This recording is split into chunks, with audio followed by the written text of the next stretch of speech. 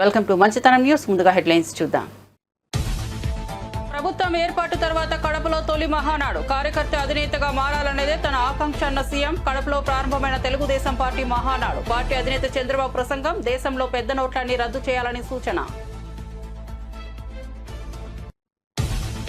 ఎన్టీఆర్ టీడీపీని స్థాపించిన ముహూర్త బలం గొప్పదన్న మంత్రి లోకేష్. పార్టీ పెద్ద పండుగ మహానాడు కోసం సర్వాంగ సుందరంగా ముస్తాబైన కడప నగరం. మహానాడు నేపథ్యంలో మంత్రి లోకేష్ ఎక్స్ వేదికగా ఆసక్తికర పోస్ట్. కార్యకర్తలే పార్టీకి బలమన్న లోకేష్.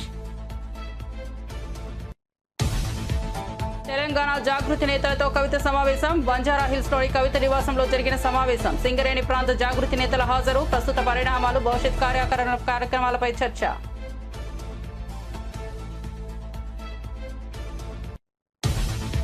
టీడీపీది మహానాడు కాదు దగా అన్న మాజీ మంత్రి శైలజనాథ్. ఎన్టీఆర్ ను వెన్నుపోటు పొడిచిన గనుడు చంద్రబాబు అని వ్యాఖ్య. ఎన్టీఆర్ పై చెప్పులు వేయించింది చంద్రబాబు నాయుడే. అసలు వారసుడు బాలకృష్ణ దబిడి అంటూ తిరుగుతున్నాడని ఎద్దేవా. థ్యాంక్ యూ డిప్యూటీ సీఎం గారు. పవన్ కళ్యాణ్ కు కృతజ్ఞతలు తెలిపిన దిల్ రాజు. టికెట్ ధరల పెంపు, థియేటర్లలో తిను బండారాల ధరలపై పవన్ సూచనలు. పవన్ ఆలోచనలతో ఏకీభవిస్తున్నానన్న దిల్ రాజు. ఈ మేరకు ఓ ప్రకటన విడుదల.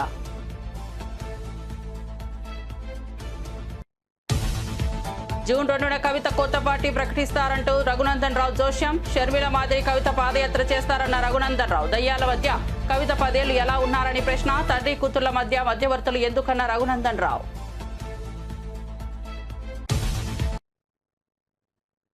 ఇక వార్త వివరాల్లోకి వెళ్తే, తెలుగుదేశం పార్టీ మహానాడు పండుగ సందర్భంగా పార్టీ అధినేత ఆంధ్రప్రదేశ్ ముఖ్యమంత్రి నారా చంద్రబాబు నాయుడు పార్టీ కార్యకర్తలు, నాయకులు, అభిమానులకు శుభాకాంక్షలు తెలియజేశారు. ప్రభుత్వం ఏర్పడిన తర్వాత కడపలో జరుగుతున్న ఈ తొలి మహానాడు ఎంతో కీలకమైనదని ఆయన పేర్కొన్నారు. ఈ సందర్భంగా ప్రజాసేవకు పునరంకితం కావాలని పార్టీ శ్రేణులకు పిలుపునిచ్చారు. చంద్రబాబు నాయుడు ఎక్స్ ఖాతా ద్వారా తన సందేశాన్ని పంచుకున్నారు. ఉత్తుంగ తరంగంలా ఎగిసిపడే ఉత్సాహం టీడీపీ కార్యకర్తల సొంతం. ఉరకలేసే యువత తెలుగుదేశం ఆస్తి అని కార్యకర్తల ఉత్సాహాన్ని, యువత ప్రాముఖ్యతను కొనియాడారు. తెలుగువారి కీర్తిని ప్రపంచవ్యాప్తం చేయడం తెలుగుదేశం పార్టీ పవిత్ర కర్తవ్యమని నొక్కి చెప్పారు. ప్రపంచ దేశాల్లో తెలుగువారు ఎక్కడున్నా ఆ దేశానికి తలమానికంగా మారాలన్నదే మన సంకల్పం. అందుకే మనం నిరంతరం శ్రమిస్తున్నామని చంద్రబాబు తెలిపారు. మన మీద ప్రజల్లో అశాంతి పోయింది. ఎవరు ఏం చేస్తారో అని అలజడి పోయింది. కూటమి పాలనతో ప్రజలకు స్వేచ్ఛ వచ్చింది. నేడు ప్రతి ఒక్కరు కూడా భద్రతతో, భరోసాతో బతికే పరిస్థితి వచ్చింది. ఎన్నికల ఫలితాలతో చీకటి తొలగిపోయింది. భవిష్యత్తు పైన ఆశలు పెరిగాయి, ఆస్పిరేషన్స్ పెరిగాయి. మన కోట్లిచ్చి గెలిపించారు. తిరిగి వారి జీవితాలు బాగు చేస్తామని మన మీద ఆశలు పెట్టుకునే పరిస్థితికి వచ్చారు. అందుకనే మీరు ఒక్కసారి చూస్తే రోడ్లు, మౌలిక సదుపాయాలు, వ్యాపారాలు, పెట్టుబడులు, ఉపాధి, ఉద్యోగాలు, నోటిఫికేషన్ తో అనేక కార్యక్రమాలకు శ్రీకారం చుట్టాం. 64 లక్షల మందికి 4,000, 6,000, 10,000, 15,000 రూపాయలు పింఛనిచ్చే ఏకైక రాష్ట్రం భారతదేశంలో ఆంధ్రప్రదేశ్ రాష్ట్రం. ఏటా 33,000 కోట్ల రూపాయలు నేరుగా పేదల సేవలో మొదటి తారీఖున పేదలకు అందించే ఏకైక పార్టీ తెలుగుదేశం పార్టీ. అన్న క్యాంటీన్ ద్వారా పేదవాడి ఆకలి తీరుస్తున్నాం. దీపం పథకంతో 1 కోటి మంది లబ్ధిదారులకి 3 సిలిండర్లు సంవత్సరానికి ఇస్తున్నాం. ఉచిత ఇసుక, మత్స్యకారుల సేవలో ఆర్థిక సహాయం, అర్చకులు, ఇమాములు, మౌజములు, అదే మారిగా పాస్టర్లకు గౌరవ వేతనాలు పెంచాం. ప్రజల్ని భూతమలా పీడిస్తున్నటువంటి ల్యాండ్ గ్రాబింగ్ యాక్ట్ ని రద్దు చేశాం. డిఎస్సి నోటిఫికేషన్ ఇచ్చాం. మొదటి సంతకం పెట్టాం. మళ్ళీ స్కూళ్లు తెరిచే లోపల అందరికీ ఉద్యోగాలు ఇచ్చే బాధ్యత మనం తీసుకున్నాం. ఇది నెరవేరుస్తున్నామని చెప్పి కూడా నేను మీకు తెలియజేస్తున్నా. ఇదే కాదు, మళ్ళీ పారిశ్రామికవేత్తల్లో నమ్మకాన్ని కల్పించి పెట్టుబడులు తీసుకొస్తున్నాం. 11 నెలల్లో 6 స్టేట్ ఇన్వెస్ట్మెంట్ ప్రమోషన్ బోర్డు మీటింగ్లు పెట్టి 76 ప్రాజెక్టులకి శ్రీకారం చుట్టాం. దీనివల్ల 4,95,000 కోట్ల రూపాయలు పెట్టుబడులు వస్తున్నాయి. 4,57,000 మందికి ఉద్యోగాలు వస్తున్నాయని చెప్పి కూడా నేను మీకు తెలియజేస్తున్నా.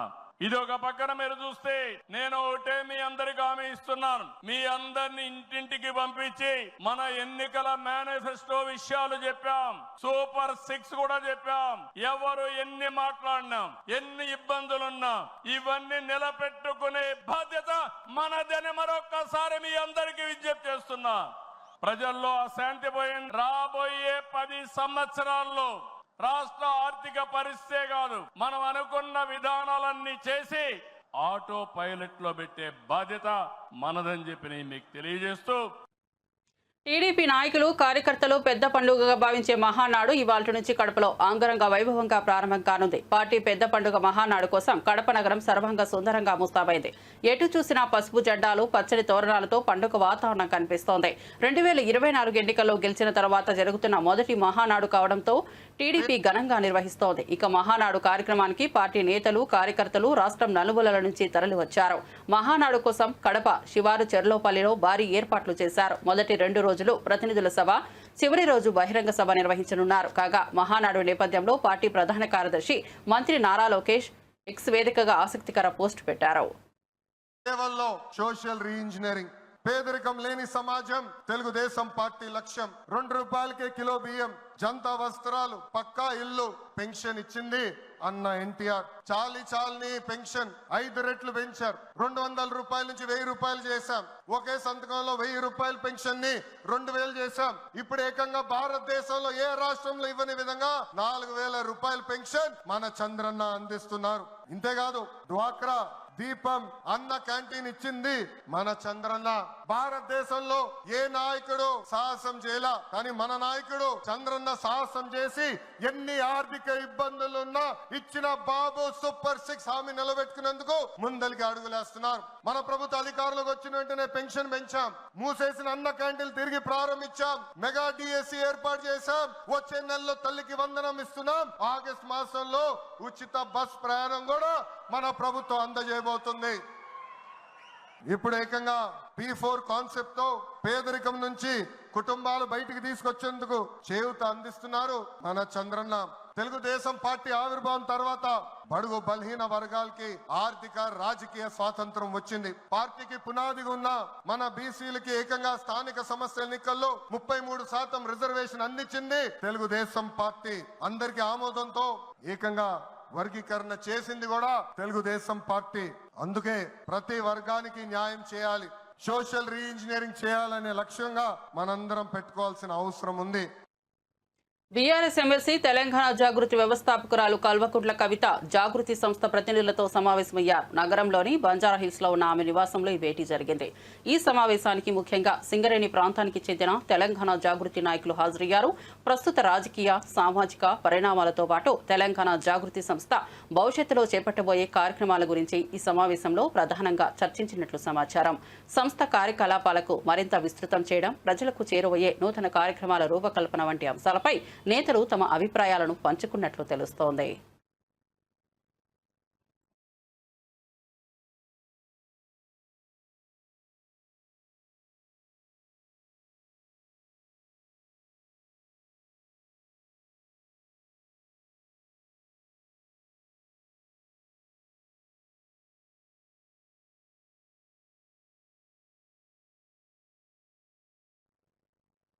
బీఆర్ఎస్ అధినేత కేసీఆర్ కు ఆయన కుమార్తె ఎమ్మెల్సీ కల్వకుంట్ల కవిత రాసిన లేఖ తెలంగాణ రాజకీయాల్లో తీవ్ర దుమారం రేస్తోంది. ఈ లేఖపై ఇప్పటికే కాంగ్రెస్, బీజేపీ నేతలు విమర్శలు గుప్పిస్తుండగా తాజాగా మెదక్ ఎంపీ, బీజేపీ నేత రఘునందన్ రావు మరోసారి కీలక వ్యాఖ్యలు చేశారు. జూన్ 2వ తేదీన ఎమ్మెల్సీ కవిత కొత్త పార్టీని ప్రకటించబోతున్నారని రఘునందన్ రావు జోస్యం చెప్పారు. ఆ తరువాత ఆమె తెలంగాణ వ్యాప్తంగా వైఎస్ షర్మిల మాదిరి పాదయాత్ర కూడా చేపడతారని ఆయన వ్యాఖ్యానించారు. కవిత గెలిచినప్పుడు కేసీఆర్ దేవుడయ్యారు, మరి ఇప్పుడు ఆయనే దెయ్యం ఎలా అయ్యారంటూ రఘునందన్ రావు సందేహం వ్యక్తం చేశారు. అలాంటి దెయ్యాల మధ్య 10 ఏళ్ల పాటు రాజకీయం ఎందుకు చేసినట్లు అంటూ కవితను ఉద్దేశించి ఆయన చురకలటించారు. కవిత వద్దకు కేసీఆర్ మధ్యవర్తులను పంపించారని, తండ్రి కూతుర్ల మధ్య మధ్యవర్తులు ఎందుకని ప్రశ్నించారు. తర్వాత మీకు ఒక మంచి గుణపాఠం చెప్పి ఇంట్లో కూర్చోబెడితే మళ్ళీ ఇలా ఒకరి మీద ఒకరు కొట్లాడుకొని, ఒకరి మీద ఒకరు తిట్టినట్టు చేసి, నేను కొట్టినట్టు చేస్తాను, నువ్వు ఏడిచినట్టు చేయని టీఆర్ఎస్ వాళ్ళు ఇతర పార్టీలకు పోయేందుకు టీఆర్ఎస్ పార్టీ ఖాళీ అయ్యేటువంటి ప్రయత్నాలు జరుగుతున్న తరుణంలో నాతోటి కొట్లాడితే నా బిడ్డ దగ్గర కొనరి, నా కొడుకుతోటి కొట్లాడితే నా అల్లుని దగ్గర కొనరని వాళ్ళే అన్ని గ్రూపుల్ని పెట్టుకొని చేస్తున్నట్టు ఇది ఒక నాటకంలా కనబడుతుంది తప్ప ఇంకొకటి ఏం లేదు. చెప్పాల్సి ఉండే నేను ఎవరో మధ్యవర్తులు వచ్చిరని ఇలా పేపర్లో చూసినాం. తండ్రికి బిడ్డకు మధ్యలో మధ్యవర్తులు ఎందుకు? నేరుగా మాట్లాడుకోవడానికి ఫోన్ ఉంది, ఫామ్ హౌస్ ఉంది, బిడ్డ వస్తా అంటే నాయన రానిస్తాడు కూడా. ఇవన్నీ కూడా ఈ రాష్ట్రంలో ఉన్నటువంటి సమస్యల్ని పక్కదారి పట్టించి వ్యక్తిగతమైనటువంటి ఎజెండాతోటి వాళ్ళ కుటుంబంలో ఏదో జరుగుతుంది, వాళ్ళే లీడర్లు కావాలనుకొని తండ్రి, కొడుకు, అల్లుడు వీళ్ళెవరికి నచ్చకపోతే మళ్ళీ కూతురు దగ్గరికి పోయేందుకు ఇంకో కొత్త కుంపటి పెట్టాలన్నట్టు కనబడుతుంది. నాకు అవగాహన ఉన్న కాడికి, నాకు అర్థమవుతున్న కాడికి చెల్లె కవిత ఆల్రెడీ మెంటల్గా ఫిక్స్ అయినట్టున్నది. టీఆర్ఎస్ పార్టీలోకి వెళ్ళి బయటికి పోదామని, సొంత ఏజెండా పెట్టుకుందామని, అక్క షర్మిలక్క చేసినట్టు పాదయాత్ర చేద్దామని, ఓ కొత్త పార్టీ పెట్టుకుందామని ఆమె డిసైడ్ అయినట్టు కనబడుతుంది. తేదీ ముహూర్తం కూడా నాకు అర్థమైన కాడికి బహుశా జూన్ 2వ తారీఖున కవితమ్మ కొత్త పార్టీ పెట్టవచ్చు. అంతకుమించి కొత్త కనబడేది ఏముంది? ఆడ కొట్లాట ఏముంది? తండ్రి కూతుర్లు, అన్న చెల్లెళ్ళు, పక్క రాష్ట్రంలో ఏమైందో చూసినాం.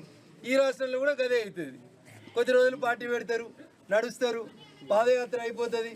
ఆ రాష్ట్రంలో అక్క చెప్పింది కదా, పాదాల మీద నడిస్తే పాదయాత్ర అని. అట్లా ఈడ కూడా చెల్లె పాదయాత్ర చేస్తుంది, కొద్ది రోజులు కొత్త పార్టీ పెడుతుంది.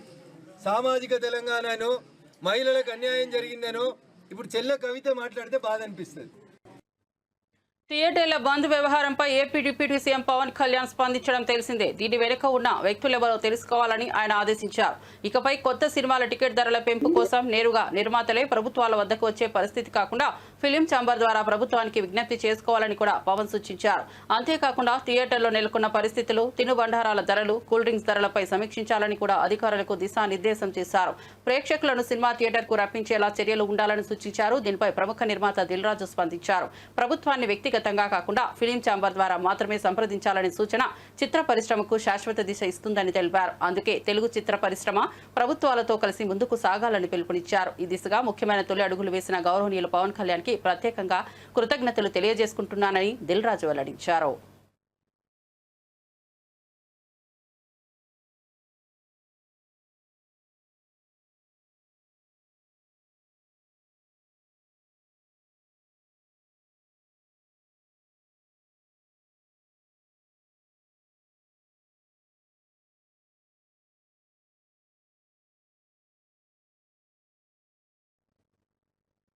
టీడీపీది మహానాడు కాదని దగానాడు అని మాజీ మంత్రి శైలజానాథ్ విమర్శించారు. ఎన్టీఆర్ను వెన్నుపోటు పొడిచింది చంద్రబాబేనని, ఆయనదే ఎన్టీఆర్పై చెప్పులు వేయించిన ఘనత అని ఆరోపించారు. టీడీపీకి అసలైన వారసుడు ఎవరు అన్న ప్రశ్నను ఆయన ఎత్తి చూపారు. బాలకృష్ణ దబిడిదబిడంటూ తిరుగుతున్నారని ఎద్దేవా చేశారు. అసలైన వారసుడైన జూనియర్ ఎన్టీఆర్ను పార్టీకి దూరం చేశారని మండిపడ్డారు. చంద్రబాబు తన కుటుంబం చుట్టూ పార్టీని నడిపించడమే లక్ష్యంగా పెట్టుకున్నారని ధ్వజమెత్తారు. నాకు ఆశ్చర్యం వేస్తుంది, బాధేస్తుంది. ఎవరైతే రామారావుని అధికారంలోంచి లాగి కింద పడేసి వైస్రాయ్ హోటల్ దగ్గర పోతే చెప్పులు వేసి నిండు సభలేకొచ్చి అంతలావు మనిషి ఆఖరికి నాకు మాట్లాడడానికి అవకాశం ఇవ్వండి అని బంగపోతే కూడా మాట్లాడనీయకుండా హౌస్ నుంచి బయటికి నెట్టేస్తే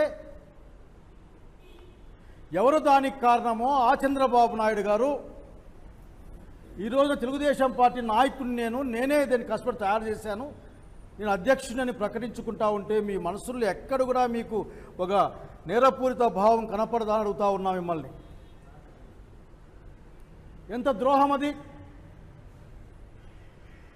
తన మీదే పోటీ చేస్తానని చెప్పిన మనిషి తన అల్లుడు చంద్రబాబు నాయుడు గారిని చేరదీస్తే తన సీటును లాగి పక్కకు పడేసి రోడ్డు మీద పడేసి మానసిక క్షోభతో నందమూరి తారక రామారావు గారు తమ ప్రాణాలను కోల్పోయిన సంగతి అందరికీ తెలుసు. మీరు కన్వీనియంట్గా మర్చిపోయే ప్రయత్నం చేస్తూ ఉన్నారు. ఈ రోజున బహుశా మహానాడు అనే పేరు జరగబోయే ఈ రోజున రామారావు గారికి దగ, ప్రజలకు దగ, ఆయన ఆత్మ క్షోభిస్తూ ఉంటుంది. నాకు కొరకు ఆశ్చర్యం, అట్లా ఆలోచిస్తూ ఉంటే who is the owner of, లేకపోతే who is the owner of this party? దీన్ని వారసుడు ఎవడు? అదే వారసుడు ఎవడు? ఈ మధ్య ఒక సినిమా కూడా వచ్చింది. వారసుడు ఎవడు? అసలు వారసుడేమో దిబిడని తిరుక్కుంటా ఉన్నాడు. ఇంకొకరేమో భారతీయ జనతా పార్టీపై పాపం అక్కడ ఉంచరో ఎప్పుడు పీకేస్తారో తెలియని అధ్యక్ష స్థానంలో అక్కడ ఇంకొక కూతురు. అట్లాగే రెండో మ్యారేజ్ చేసుకున్న, అఫిషియల్గా మ్యారేజ్ చేసుకున్నారు కాబట్టి ఆ పెద్ద ఆమె ఎక్కడ పాపం ఆమె బాధలు ఆమెవి. చివరికి జూనియర్ ఎన్టీఆర్ ఏం ఆఖరికి అవునా కాదా అని గొడవల్లో మళ్ళీ వాళ్ళకి గొడవలు పెట్టి వాళ్ళు అసలుకి ఎవరు వారసులు? వాస్తవానికైతే నేను చెప్పిన ఈ 3 పేర్లే కదా, నందమూరి బాలకృష్ణ గారి దగ్గర నుండి జూనియర్ ఎన్టీఆర్ వరకు కదా ఏమైనా వారసత్వాన్ని క్లెయిమ్ చేయగలిగితే. తిరుమల శ్రీవారిని టీడీపీ ఎమ్మెల్యే చింతమనేని ప్రభాకర్ దర్శించుకున్నారు. శ్రీవారి ఆలయానికి చేరుకున్న ఆయన వీఐపీ బ్రేక్స్ దర్శనంలో భాగంగా స్వామివారిని దర్శించుకుని ప్రత్యేక పూజలు నిర్వహించారు. ఈ సందర్భంగా ఆలయ ప్రాంగణంలో భక్తులతో కలిసి ఫోటోలు దిగారు. తిరుమలలో రాష్ట్ర శాంతి, ప్రజల సంక్షేమం కోసం ప్రత్యేక ప్రార్థనలు చేసినట్లు చెప్పారు.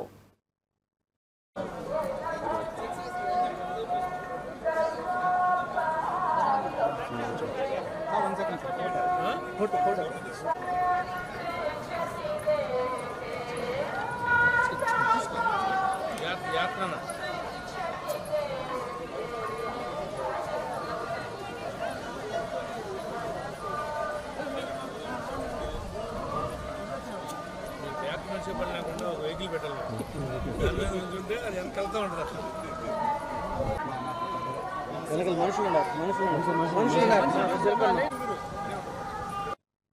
ప్రముఖ నిర్మాత దిల్ రాజు తన కుటుంబ సభ్యులతో కలిసి తిరుమల శ్రీ వెంకటేశ్వర స్వామిని దర్శించుకున్నారు. ఉదయం వేళ వీఐపీ బ్రేక్ సమయంలో ఆలయానికి చేరుకున్న వారు స్వామివారి దర్శనం పొందారు. ఆలయ అర్చకులు వారికి తీర్థ ప్రసాదాలు అందించారు. దర్శనానంతరం దిల్ రాజు మీడియాతో మాట్లాడిన పూజల్లో ఆయన ఆరాధనాత్మకంగా పాల్గొన్న దృశ్యాలు వైరల్ అయ్యాయి.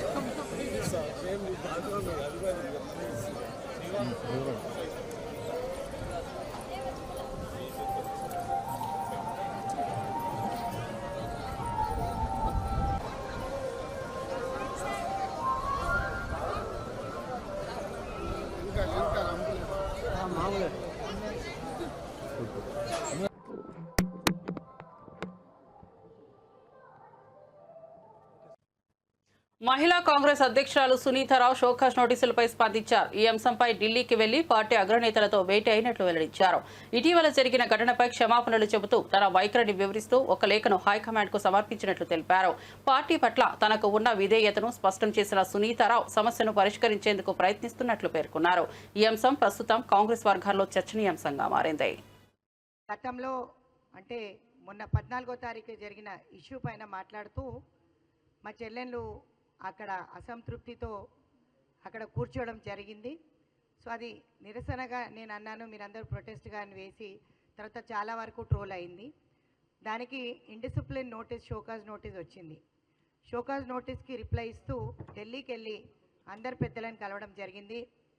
పిసిసి అధ్యక్షులతో పాటు నేషనల్ అధ్యక్షురాలు అల్కా లంబాతో పాటు మీనాక్షి నటరాజన్ గారితో కూడా ఏఐసిసి ఇన్ఛార్జ్ గారితో మాట్లాడడం జరిగింది. ఏది ఏదైనప్పటికీ కూడా నా చెల్లెళ్ళ తరఫున వాళ్ళ అసంతృప్తి ఏదైతుందో ప్రతి నేషనల్ ప్రెసిడెంట్తో పాటు పిసిసి అధ్యక్షులతో పాటు నేను ఏఐసిసి ఇన్ఛార్జికి వివరించడం జరిగింది. రాబోయే కాలంలో తగిన ప్రాధాన్యత ఇస్తూ వాళ్ళందరికీ కూడా న్యాయం చేస్తానని మాట ఇచ్చారు. అదేవిధంగా అక్కడ జరిగిన అంశం వాళ్ళకి అసంతృప్తితో ఆ విధంగా చేయడం, వాళ్ళందరి తరఫున కూడా అపాలజీ చెప్పడం జరిగింది. నా తరఫున కూడా అపాలజీ చెప్తూ నేను వారికి లెటర్ రాయడం జరిగింది.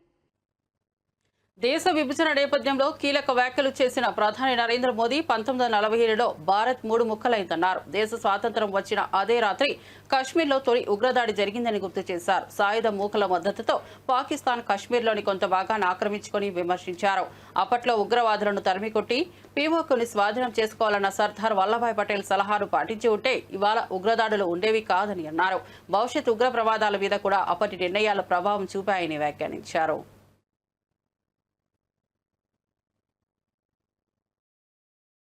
ये मुजाहिदीन जो लहू चख गए थे, वो सिलसिला 75 साल से चला है. पहलगाम में भी उसी का विकृत रूप था. 75 साल तक हम झेलते रहे और पाकिस्तान के साथ जब युद्ध का नौबत आई तीनों बार भारत की सैन्य शक्ति ने पाकिस्तान को धूल चटा दी है।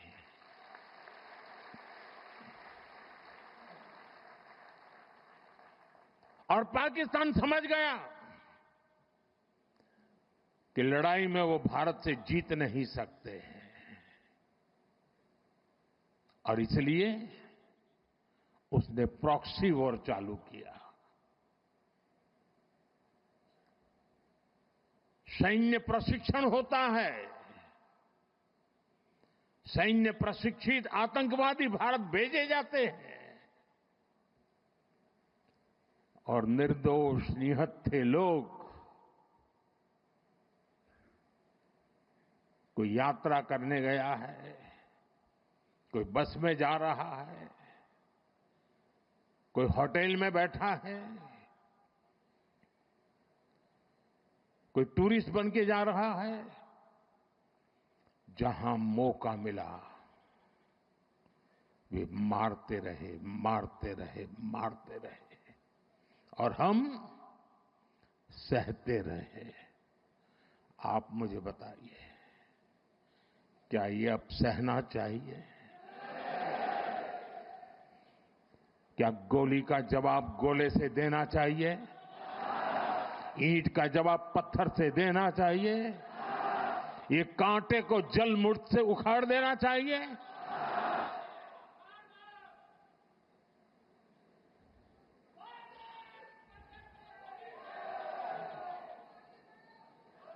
साथियों, ये देश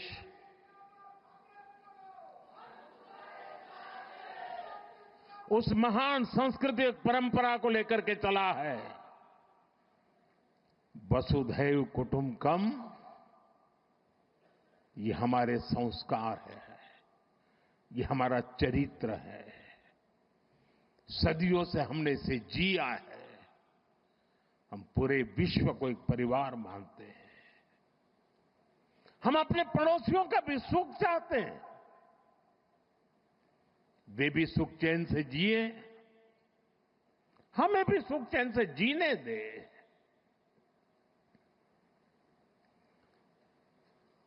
ये हमारा हजारों साल से चिंतन रहा है। लेकिन जब పిన్నెల్లి సోదరులను హత్య కేసులో అక్రమంగా ఇరికించారని మాజీ మంత్రి విడుదల రజని ఆరోపించారు. ఇది రాజకీయ కక్షల వల్లే జరిగిన హత్య అంటూ స్పష్టం చేశారు. అసలు హత్య కేసులో ఆరోపణలు ఎదుర్కొంటున్న వారిని కాపాడేందుకు కుట్రలతో పిన్నెల్లి కుటుంబాన్ని ఇరుకునబెట్టే ప్రయత్నం జరుగుతోందన్నారు. మరణించిన వారి కుటుంబ సభ్యుల వాటల్లోని ఇది పక్కా రాజకీయంగా మలుపు దిగిన హత్యగా స్పష్టమవుతోందన్నారు. ఇది కేవలం న్యాయపరమైన అంశం కాదని, దీని వెనుక ప్రతిపక్ష కుట్రలు ఉన్నాయని ఆమె విమర్శించారు. విడుదల రజని వ్యాఖ్యలతో కేసుపై రాజకీయం మళ్లీ చర్చకు తెరతీసింది. పిన్నెల్లి వర్గం తీవ్ర ఆందోళనలో ఉన్నట్లు తెలుస్తోంది. వేసుకున్నటువంటి యూనిఫామ్ మీద బ్యాడ్జ్ ఉంటుంది, ఏపీపీఎస్ అని, ఆంధ్రప్రదేశ్ పోలీస్ సర్వీస్ అని ఒక బ్యాడ్జ్ ఉంటుంది. ఈ రోజున ఈ ఆంధ్రప్రదేశ్ పోలీస్ సర్వీస్ అని ఏదైతే బ్యాడ్జ్ ఉందో ఆంధ్రప్రదేశ్ పొలిటికల్ సర్వీస్ అయిందని చెప్పి గుర్తు చేస్తా ఉన్నాను. ఒక్కసారి ఆత్మవిమర్శ చేసుకోండి. ఇదే కాదు, ఇదే జిల్లాలో మనం తీసుకుందాం, ఇక్కడ ఎంతమంది సోషల్ మీడియా పిల్లల్ని జైళ్ల పాలు చేశారు, ఎంతమంది వైఎస్ఆర్ కాంగ్రెస్ పార్టీ ఫాలోవర్స్ని ఈరోజు అక్రమంగా కేసులు పెట్టి వేధించి ఇబ్బందులకు గురి చేసి జైళ్ళకి ఇచ్చారు, అరెస్టు చేశారు. ప్రతి నియోజకవర్గంలో కోకొల్లలు ఇలాంటి ఉదాహరణ. ఏమైతుంది పోలీస్ వ్యవస్థ, ఎటుపోతుంది? ఏం మెసేజ్ ఇస్తున్నాం మనం? దీనికా మనకు అధికారం ఉంది. ఈరోజు చూసుకుంటే మనం చూసాము రీసెంట్గా మొన్న గుర్జాల నియోజకవర్గంలో హరికృష్ణ అనేటువంటి ఆ బీసీ అబ్బాయి ఎంత ఘోరంగా హెరాస్మెంట్, 3rd డిగ్రీ ఏ విధంగా వాడి అతను కనీసం నడవలేనటువంటి పరిస్థితిలో చూస్తూ ఉన్నాం. ఏం పాపం చేశారు? అలా ఏ నియోజకవర్గంలో మనం చూసినా కూడా ఇబ్బందులే. అంతెందుకు, మన నరసరావుపేట నియోజకవర్గంలోనే గోపిరెడ్డి గారి మీద ఎన్ని అక్రమ కేసులు కట్టారు. మా చిల్లూరుపేట నియోజకవర్గంలో నన్ను ఏ విధంగా వేధించారు రీసెంట్గా కూడా మీరు చూశారు. పోలీసులు ఒక లెవెల్కి మించి వాళ్ళ మరి ఎవరి మెప్పుల కోసమో ఏంటో కానీ ఒక స్థాయికి మించి వాళ్ళ ఉద్యోగంలో ఏదైతే వాళ్ళ ఒక డిసిప్లిన్స్తో, ఒక రెస్పాన్సిబిలిటీస్తో ఏదైతే కొన్ని ఓట్స్ వస్తున్నాయో అన్నీ కూడా పక్కన పెట్టి ఈ పొలిటికల్ మెప్పుల కోసము ఏ విధంగా పనిచేస్తున్నారు అనేది మనం చూస్తూ ఉన్నాం. కాబట్టి నేను చెప్తా ఉన్నా, ఎక్కడ చూడండి ఎక్కడ చూడండి రాష్ట్రంలో ప్రతి జిల్లాలో ప్రతి నియోజకవర్గంలో కూడా ఈ యొక్క అత్యుత్సాహం ప్రదర్శిస్తున్నటువంటి పోలీస్ ఆఫీసర్లకు, అధికారులకు అండ్ ఎస్పెషల్లీ అన్యాయంగా అక్రమంగా ఇలాంటి ఇల్లీగల్ కేసులు పెట్టి ఇబ్బంది పెట్టాలని చూస్తున్నటువంటి ప్రతి ఒక్కరు కూడా నేను చెప్తా ఉన్నాను, మా నాయకుడు జగన్మోహన్ రెడ్డి గారు మా జగనన్న ప్రభుత్వంలో ఏదైతే అంబేద్కర్ గారు రాజ్యాంగం ఇచ్చినటువంటి స్ఫూర్తితో చక్కగా ఇలాంటి ఏ రాజకీయ కక్షలు లేకుండా ఇలాంటి ఒక కక్ష పాలన అనేది పక్కన పెట్టి పార్టీలు కూడా చూడకుండా చక్కటి ప్రజాసేవ, ప్రజలందరూ అన్ని వర్గాల వాళ్ళు మెచ్చేటువంటి ఒక ప్రజాపాలన, ప్రజాసేవని, ఒక గుడ్ గవర్నెన్స్ ఇచ్చినటువంటి నాయకత్వం జగన్మోహన్ రెడ్డి గారు వహించారు ఈ రాష్ట్రంలో. అదే అంబేద్కర్ గారు ఇచ్చినటువంటి రాజ్యాంగ స్ఫూర్తితో ఈ అత్యుత్సాహం చూపిస్తున్నటువంటి పోలీస్ ఆఫీసర్లు, అధికారులు ప్రతి ఒక్కరు కూడా మీ ఇష్టానికి అత్యుత్సాహం చూపించి మా వైఎస్ఆర్ కాంగ్రెస్ పార్టీకి సంబంధించినటువంటి వాళ్ళ మీద ఇదే విధంగా మీరు దూకుడు ప్రదర్శిస్తే అదే అంబేద్కర్ గారి రాజ్యాంగ స్ఫూర్తితో మిమ్మల్ని ఖచ్చితంగా అకౌంటబుల్ చేస్తాము, ఖచ్చితంగా చట్టం ముందు మిమ్మల్ని దోషులుగా నిలబెడతామని తెలియజేసుకుంటున్నాను. ఎల్లకాలం ఇదే ప్రభుత్వం శాశ్వతం కాదు, ఎల్లకాలం ఇదే ప్రభుత్వం శాశ్వతం కాదు. ఇదే భారత తొలి ప్రధాని జవహర్లాల్ నెహ్రూ వర్ధంతి సందర్భంగా ఆయనను కాంగ్రెస్ నేతలు ఘన నివాళులు అర్పించారు. ఢిల్లీలోని శాంతివనంలో సోనియా గాంధీ, కేసీ వేణుగోపాల్, మల్లికార్జున ఖర్గే, ప్రియాంక గాంధీ తదితర ప్రముఖులు పాల్గొన్నారు. నెహ్రూ సేవలను, దేశ నిర్మాణానికి ఆయన ఇచ్చిన పాత్రను ఘనంగా స్మరించుకున్నారు. విద్యా, శాస్త్ర, సాంకేతిక రంగాల్లో నెహ్రూ ప్రవేశపెట్టిన విధానాలు ఆధునిక భారతానికి బాటలు వేసినవని కొనియాడారు. యువత కోసం ప్రారంభించిన యూత్ పాలసీలు శాంతిదూతగా ప్రపంచంలో ఆయన స్థానం ఇప్పటికీ ప్రాముఖ్యత కలిగి ఉందని గుర్తు చేశారు. शिव संकल्पति ज्योतिरेकन तन्मे मनः शिव టీపీసీసీ చీఫ్ మహేష్ కుమార్ గౌడ్ ఢిల్లీలో కాంగ్రెస్ నేత రాహుల్ గాంధీతో కీలక భేటీ నిర్వహించారు. ఈ సందర్భంగా రాష్ట్ర కేబినెట్, కూర్పు శాఖల పంపకాలు, సమతుల్యతపై చర్చించినట్లు తెలిపారు. రాహుల్ గాంధీ ఈ అంశాలపై సానుకూలంగా స్పందించినట్లు వెల్లడించారు. పార్టీ నిర్మాణం, తెలంగాణలో సంస్థాగత మద్దతు పెంచే అంశాలపై సుదీర్ఘంగా చర్చించామన్నారు. అన్ని జిల్లాల్లో కాంగ్రెస్ బలోపేతం, కార్యకర్తల నిబద్ధతపై కూడా దృష్టి సారించామన్నారు. రాహుల్ గాంధీ నుంచి కీలక సూచనలు వచ్చినట్లు సమాచారం. మహేష్ కుమార్ గౌడ్ భేటీపై కాంగ్రెస్ వర్గాల్లో కీలక అంచనాలు నెలకొన్నాయి. తెలంగాణ రాష్ట్ర విషయానికి వచ్చిన కొన్ని విషయాలు కూడా వారికి చెప్పడం జరిగింది. వీలైన త్వరలో క్యాబినెట్ కూర్పు కూడా చేయాల్సిందిగా వారికి మనవి చేయడం జరిగింది. వారు త్వరలోనే చేస్తామనే మాట కూడా చెప్పడం జరిగింది. పార్టీ నిర్మాణం గురించి, తెలంగాణ రాష్ట్రంలో జరుగుతున్న సంస్థాగత నిర్మాణ కార్యక్రమాల గురించి, జై బాపు జై భీమ్ కార్యక్రమాల గురించి వారికి వివరించడం జరిగింది. కేసీ వేణుగోపాల్ గారు అన్ని డీటెయిల్గా మాట్లాడినట్టుగా తెలుస్తూ ఉంది. ఇవాళ ఉంటుందా, మళ్ళీ పిలుస్తారా అనేది ఇంకా తెలియరాలేదు. మొత్తానికి త్వరలో ఇవన్నీ కూడా కార్యక్రమాలు కమిటీతో పాటు మిగతా కార్యక్రమాలు చూస్తూనే ఉండండి మంచితనం న్యూస్.